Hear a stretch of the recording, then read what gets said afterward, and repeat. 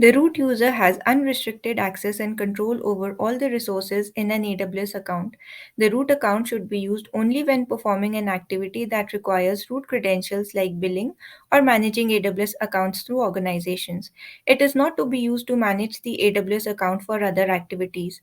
As per the security best practices, one should create an admin user as part of the admin group and use this admin user to operate the AWS account.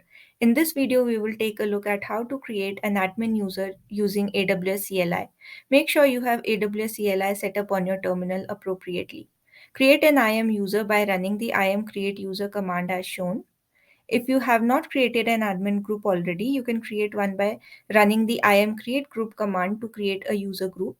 Attach the administrator access policy to the user group created by running the IAM attach group policy command along with parameters as shown here.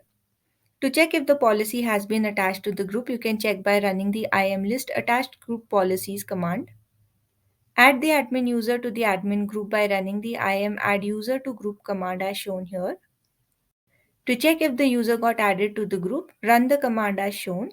We can see that the admin user has been created and added to the admin group. If you found this video helpful, do give it a thumbs up. Subscribe to our YouTube channel for more such interesting videos on cloud security.